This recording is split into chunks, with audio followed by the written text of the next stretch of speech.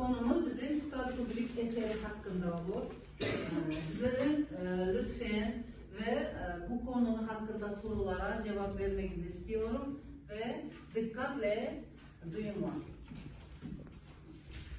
Kutad Kubrick demek giriş planımız öyledir. Kutad Kubrick Türk İslam Edebiyatı'nın en önemli eserlerinden biridir. 11. yüzyılda yazılmış olup hem edebi hem de siyasi bir eserdir. Demek Kutad Kubrick eseri Türk İslam dünyasının en meşhur eserlerinden biri hesaplanır. Eser 11. asırda yaratılgan. Devlet yönetimi, ahlak ve toplumun düzeni üzerine derin fikirler içerir. Yani devlet başkaruvu, ahlak, içtimai hayat tertibi hakkındaki katta g'oyaviy fikrlardan iborat. Eser didaktik bir karakter, ta'sir ve öğretlik amaç güder. Demek eser terbiyevi ahamiyatga ega bo'lib, didaktik eser ve uning maqsadi insonlarga tarbiya berish hisoblanadi. Eserin yazarı Yusuf Has Hacip Balasag'oniydir. Eserning muallifi Yusuf Has Hacip Balasag'oniydir. Karakhaniler döneminde yaşamış önemli bir devlet adamı ve düşünürüdür. Karakhaniler davrida yaşayan meşhur siyasetçi ve adibdir. Eseri Karakhanilik hükümdarına sunmuştur. Karakhaniler hükümdarıga hediye etmiş diye. Bu eser sayesinde Has Hacip ünvan almıştır. Ana şu eserin üçün Karakhaniler devlet hükümdarıdan Has Hacip yani eşik nişabası degan lavozimni yoki bo'lsam ismini olgan. Eser 1069-1070 yıllarında yazılmıştır. Karahanili devleti dönemine aittir. Bu dönem Türklerin İslamiyet'i kabul ettiği önemli bir süreçtir. Eser bu dönüşün izlerini taşır. Yani Karahaniler davrida bilasizlar Türkiy millatlar İslam dinini kabul qilgan. O'sha İslam dinini kabul qilingan paytda yaratilgan asar hisoblanadi va asarning mohiyatida ta'lim tarbiya bilan birgalikda islomiy aqidalar, islom g'oyasi, hadislar va Qur'oni Karim oyatlaridan olingan misollar bilan yozilgan. Eserin anlamı, Kutad Kubrick kelime anlamı olarak mutluluk veren bilgidir. Demek bu kelimenin yani so'zning mazmuni, nomining baxtga eltuvchi bilim, saodatga eltuvchi bilim degan ma'noni bildiradi. İnsan hem dünyada hem ahirette mutlu edecek bilgilere erişir. Demek insan bu dünyada ham, oxiratda ham o'ziga o'zi savobli ishlarni qilib, ezgu ishlarni qilib, o'sha oxiratini o'ylamoqligi kerak degan g'oya ilgari surilgan. Ahlak, erdem, doğru yaşam üzerine kuruludur. Demek adab, ahlak, ezgulik ve doğru yaşaş, yaxshi yaşaş, yoki bo'lsa bu hayotda ezgu ishlarni, amallarni qilib, hayotda o'zidan yaxshi nom qoldirish kabi g'oyalarni tashkil qiladi. Bilgining inson hayotidagi rolini yurgilar. Yani bilimning inson hayotda nechog'lik ahamiyatli ekanligini aytib beradi bu asarda. Edebiy özellikleri, demek adabiy o'ziga xosliklari degan. Mesnevi nazım şekliyle yazılmıştır. Masnavi şeklinde yazılgan. Aruz vezni kullanılmıştır. Didaktik öğretici bir eserdir. Edebiyat ile felsefi birleştirilir.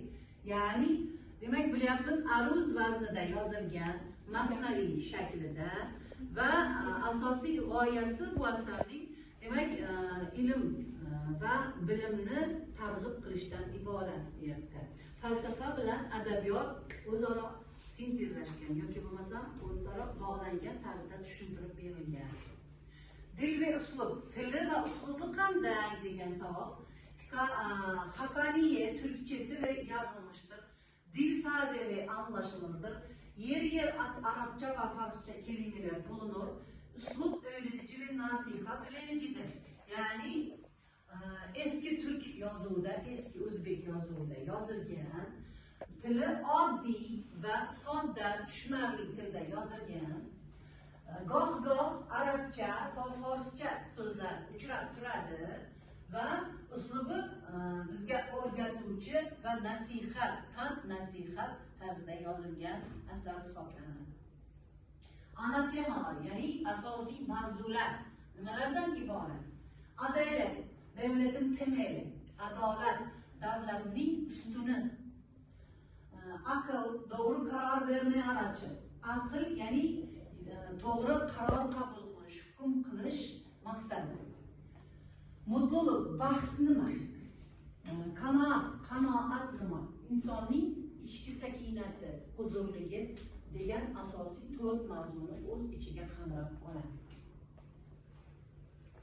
O'tkazamiz. Simbolik xarakterlar, ya'ni ramziy xarakterlar, ramziy obrazlar bor. 4 ta obraz bor, bilasizlar, ha? Ular kun tug'di, ay to'ldi, o'g'dilmish, o'zg'urmish. Kun tug'di adolat timsoli edir, ay to'ldi mutluluğu temsil edir, o'g'dilmish aql temsil edir, o'g'dilmish qanoatni temsil edir. Demak, kun tug'di adolat, ay to'ldi mutluluk, ya'ni baxt, o'g'dilmish aql, o'zg'urmish qanoat kabi mavzularni yoki g'oyalarni tashiydi. O'shalarning ramziy ifodasi hisoblanadi. Davlat yönetimi. Davlat yönetimi bu davlat boshqaruvi. Davlat boshqaruvi haqida bu asarda nimalar deyiladi? İyi bir hükümdarın nasıl olması gerektiğini açıklar. Adaletli yönetilimin yönetimini vurgular. Halk ve yönetici ilişkisini açıklar. Devlet düzeninin temel ilkelerini sunar.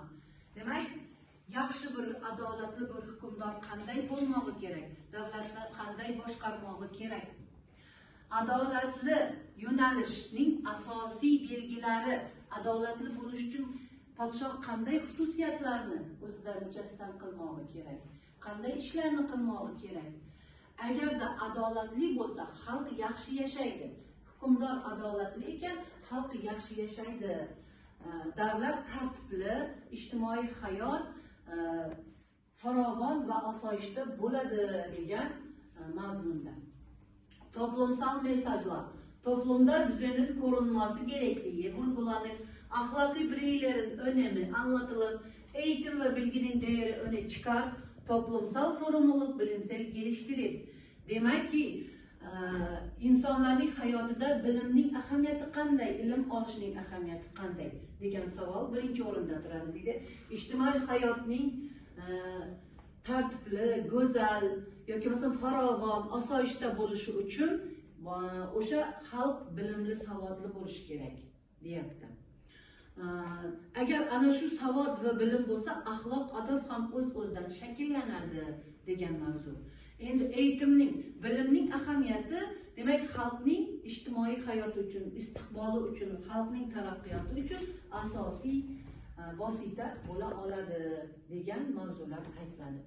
Eserin önemi, Türk edebiyotining ilk soyasini örneklerinden biridir. Demak, siyosatnoma degani Türk xalqlariga xos bo'lgan o'sha falsafiy, siyosiy, pand nasihat, didaktik ruhdagi o'sha davrning siyosati qanday bo'lgan, o'sha davrda axloq, odob qanday bo'lgan, o'sha siyosatni ham aytib beruvchi asardir dedi. İlk İslam Türkiye eserlerinden biri olarak kabul edilir. Hem edebi hem siyasi değer taşır. Yüzyıllardır önemi korunmaktadır. Demek ki bu asarning 100 yıllar, neçe asırlar aşağı kirişige sebep bu asar hem siyasi, hem felsefi, hem dini, hem marifi ahamiyetga ega bo'lgan katta asar bo'lganligi uchun. Demek sonuç xulosa qilib shuni aytishimiz mumkin ekanki, Tadg'ublik Türk İslam düşüncesinin temel taşlarından biridir. Hem bireysel hem toplumsal rehber niyetlerindedir. Günümüzde gerçekliğini koruyan fikirler içerir, edebiyat ve siyaset alanında eşsiz bir eserdir.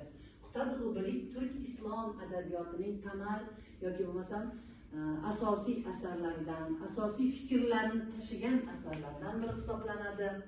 Ham alohidalik, ham xususiylik, ham umumiylik tashiydi.